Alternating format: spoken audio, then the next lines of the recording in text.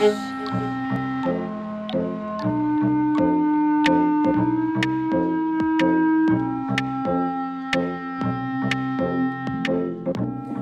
et bienvenue dans Archi-Urbain, l'émission qui vous parle d'architecture et d'urbanisme. Au menu de cette émission, nous allons retrouver l'architecte Pierre Derue, que nous avions laissé lors d'un précédent programme dans son habitation privée et ses bureaux.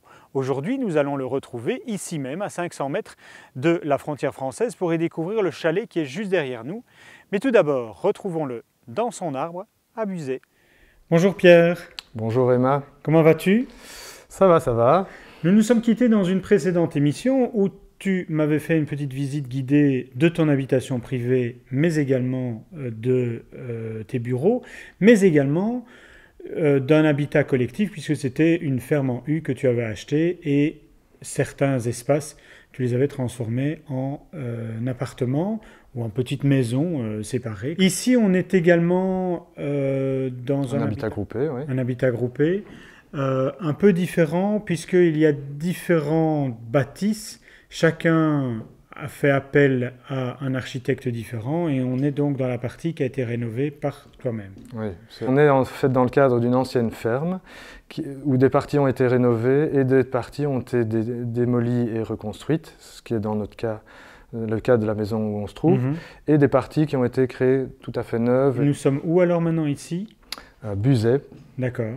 Ouais. Donc c'est Buzet dans la commune de Florève, tout près de Namur. Cette habitation, moi je dirais qu'on y retrouve quand même pas mal de tes points forts, de ce que tu aimes dans l'architecture. Et si je me suis mis ici, c'est pour parler de ce qui est juste derrière nous, un tronc d'arbre.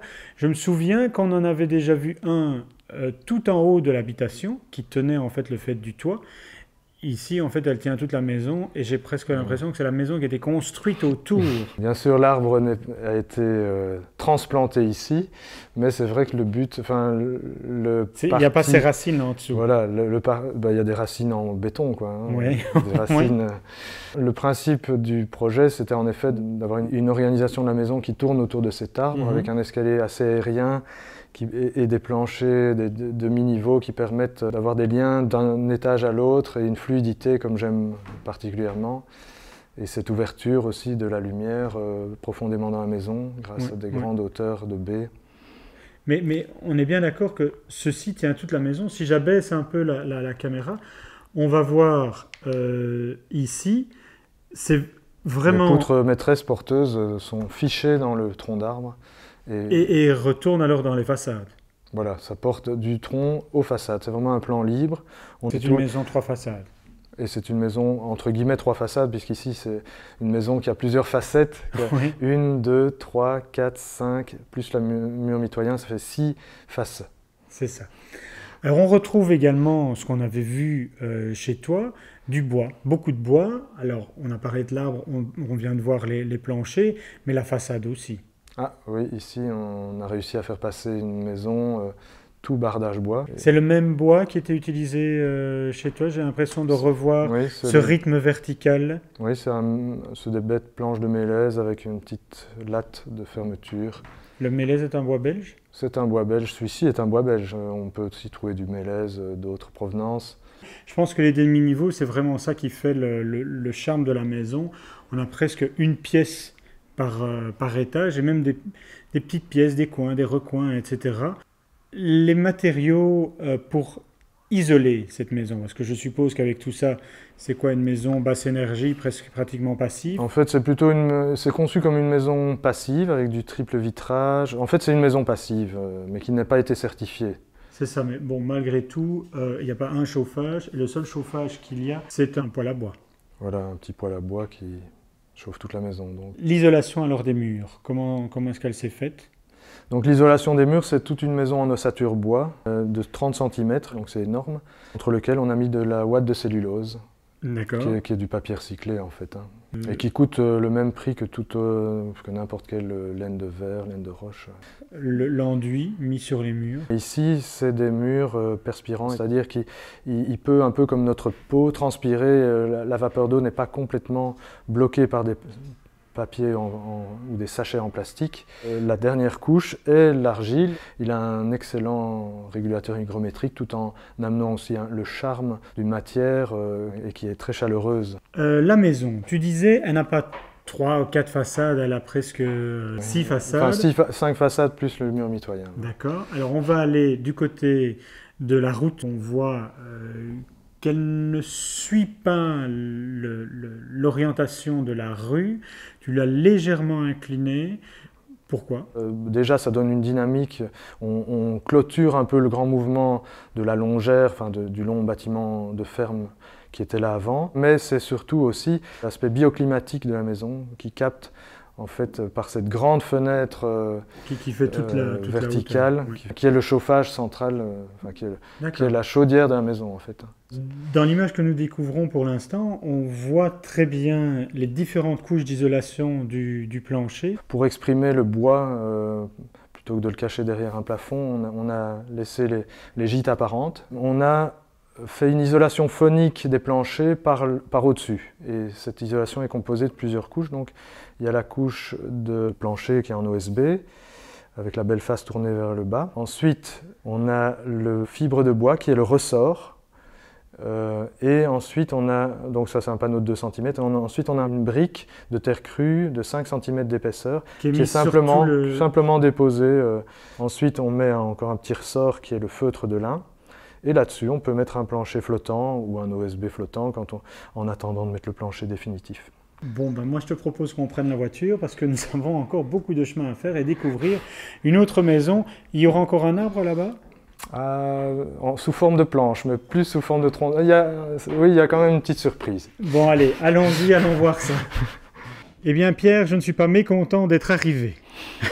La route fut longue, mais quelle belle découverte. On est où ici? On est dans une forêt? Oui, dans une forêt à 500 mètres d'un petit ruisseau qui s'appelle la Lise et qui fait la frontière avec la France. Tu as construit un chalet ici pour des Bruxellois? Ils aimaient bien le vrai contraste. Habiter la ville, avec tous les avantages de mobilité que ça représente, et être réellement à la campagne quand ils décident de partir en week-end.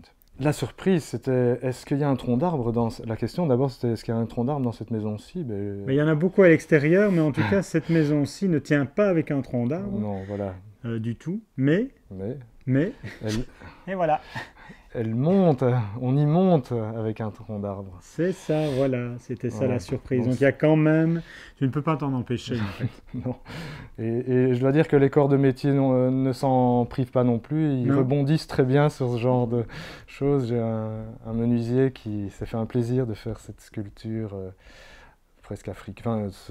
Oui, presque africaine, tu peux le dire. Oui, tout à fait. Un peu à l'africaine. Tout à fait. Et les enfants se régalent à monter et descendre. Pour eux, c'est déjà les vacances, rien que de monter et descendre l'escalier. Ce que l'on découvre sur les images, c'est que l'on voit que le toit est en courbe. C'est quoi? C'est une double...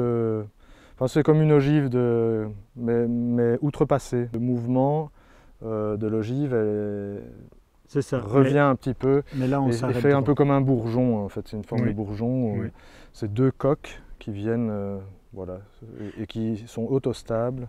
Tout est en bois aussi, tourné complètement vers la nature, que du vitrage. Côté sud, en tout cas côté sud complètement vitré, et le reste très très fermé, voire les toitures sont complètement opaques, hein, les 2 coques sont complètement fermées. Et là on a une fenêtre qui est un peu différente. C'est les lunettes de soleil, non, les panneaux solaires, pardon. Mais qui font lunettes de soleil. Qui font lunettes de soleil. Donc quoi, à nouveau, c'est autonome en énergie? On ne chauffe qu'au bois. Oui. On a une petite bonbonne au gaz pour cuire et l'éclairage se fait avec l'électricité du réseau normal. Mais l'eau chaude sanitaire est préchauffée par par le soleil, par l'intermédiaire de ces boilers solaires intégrés en façade. C'est ça, parce que ce qui est marrant, c'est que juste à l'intérieur, on a l'impression de voir des baignoires un peu renversées.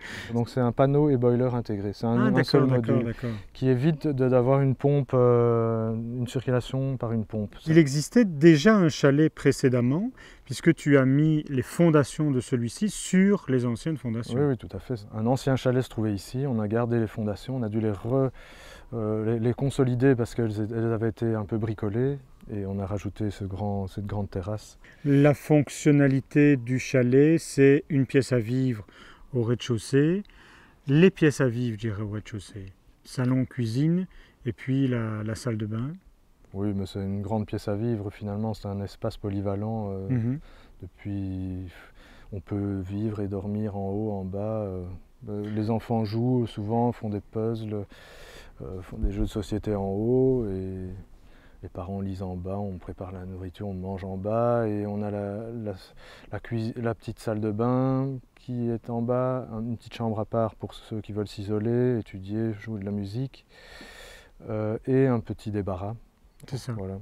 As-tu un mot de la fin pour cette émission? La question que je me suis posée au début, c'était comment s'intégrer dans cette nature de manière naturelle, au niveau énergétique, de manière à consommer moins d'énergie, comment s'intégrer de manière avec des formes qui rappellent, qui s'intègrent et qui dialoguent un peu constructivement, je pourrais dire, avec un tronc d'arbre, une couronne d'un arbre. J'ai créé en fait une sorte de tente, un abri, c'est vraiment un abri de week-end, comme un élément de la nature parmi la nature on pourrait, j'espère qu'on a l'impression que ça a un peu jailli de terre et que ça s'est nourri du lieu ici. C'est ça, tout à fait. Bon, eh bien Pierre, on va peut-être en rester là parce que moi je te propose qu'on y passe le week-end. Il fait tellement beau ici.